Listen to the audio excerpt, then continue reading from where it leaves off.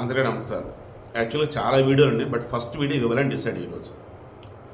నేను ఏ పార్టీ చిహ్నాలకి వ్యతిరేకం కాదు, ఏ మతానికి వ్యతిరేకం కాదు. ప్రపంచంలో ఉన్నటువంటి ప్రజలంతా కూడా కలిసి మేము సంతోషంతో బతకాలి. ఎవరి మతం వాళ్ళు ఫాలో అవ్వాలి, ఎవరి ఆచరణ వాళ్ళు ఫాలో అవ్వాలి. మిగతా వాళ్ళ విషయంలో ఏలు పెట్టి కంపు మాత్రం చేయకండి. పంజా, ఆలం, పంజేతన్. పంజా అంటే చెయ్యి అన్నట్టు అనుకోవచ్చు. ఆలం అన్నప్పుడు ద హోల్ వరల్డ్ అన్నట్టు వచ్చింది. పంజేతన్ అంటే 5 వ్యక్తులకు సంబంధించి సూచించే విధంగా ఉన్నటువంటి ఒక చిహ్నం. మొహరం రోజు ఈ చిహ్నాన్ని పవిత్రంగా భావిస్తూ ముస్లింలు మొత్తం కూడా ఊరిస్తారు. ఆ పంజా మధ్యలో యా ఆలీ అని చెప్పేసి ఆ వర్డ్స్, ఆ లెటర్స్ చెక్కబడి ఉంటాయి. మహమ్మద్ ప్రవక్త, హజరత్ మహమ్మద్ ప్రవక్త, తర్వాత హజరత్ ఫాతిమా, హజరత్ అలీ, హజరత్ హసన్, హజరత్ హుస్సేన్. ఈ 5 కూడా మహమ్మద్ ప్రవక్త కుటుంబ సభ్యులు. ఈ 5 సంబంధించి మనల్ని రక్షిస్తారు, ఈ ప్రపంచం అంతా కూడా ఆ అరచేయిలోనే ఉంది అని చెప్తూ ఉండేటువంటి సింబల్ అది. ఇది కాంగ్రెస్ పార్టీ హస్తం సింబల్ అవునా కాదా? అభయముద్ర అంటూ ఉంటారు. ఆ అభయముద్ర ఎక్కడిది అన్నప్పుడు ముస్లింలు పరమ పవిత్రంగా భావించే షియా ముస్లింలు మొహరం రోజు ఈ సింబల్ మీరు చూడవచ్చు. సో వాళ్ళు అభయముద్రగా భావిస్తూ ఎంతో పరమ పవిత్రంగా పూజించే, ఆరాధించే ఆ హస్తం ఏదైతే ఉందో ఆలం, పంజా, దానినే కాంగ్రెస్ పార్టీ సింబల్ అని మీలో ఎంతమందికి తెలుసు? పోనీ గతంలో అయినా కొంతమందికి తెలుసా, ఇప్పుడైనా కొంతమందికి తెలుసా?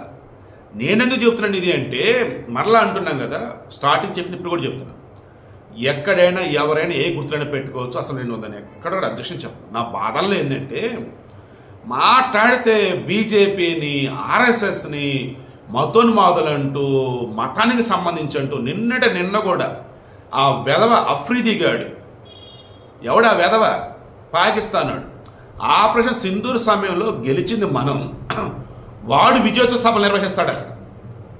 వాడు నిన్న ఈ బీజేపీ ఎప్పుడు కూడా మతం మీద ఆధారపడి రాజకీయాలు చేస్తూ ఉండిద్ది, అది ఒక మతతత్వ పార్టీ అని రాహుల్ గాంధీని పోలేడు స్వామి. ఏమని? ఆయన ఒక పోరాట యోధుడు, ఎప్పుడు పోరాటం చేస్తూ ఉంటాడు. దేని మీద పోరాటం చేశాడు, ఎవరి మీద పోరాటం చేశాడు, ఎందుకు చేశాడు అది చెప్పడం. మరలా ఆ పాకిస్తాన్ వాళ్ళు రాహుల్ గాంధీని పోరాటం ఏంటో, ఆ పాకిస్తాన్ వాళ్ళు వచ్చేసి మేము ఇండియా విమానాలు కూల్చేసామంటే ఆ లెక్క చెప్పాల్సిందే అని చెప్పేసి మోడీని రిమైండింగ్ వాళ్ళు రాహుల్ గాంధీ డిమాండ్ చేయటం ఏంటో నాకు ఇప్పటికీ అర్థం కావట్లేదు. రాహుల్ గాంధీకి పాకిస్తాన్ సెపరేట్ ఫ్యాన్ బేస్ అని ఉందా? త్వరని పాకిస్తాన్ పోటీ చేయబోతున్నాడా?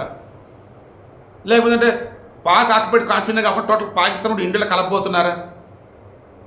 నా బాధల్లో ఏమిటంటే, ఒక రాజకీయ పార్టీని రాజకీయ పార్టీగా చూడకుండా ఒక మతానికి లింక్ పెడుతూ ఆ మతస్థులందరూ కూడా తప్పు చేసే విధంగా ఆ పార్టీకి ఓటేసే వాళ్ళంతా మతోన్మాదులు అన్నట్టుగా పెడుతూ ఉంటే చూపిస్తుంటే బాధేస్తుంది.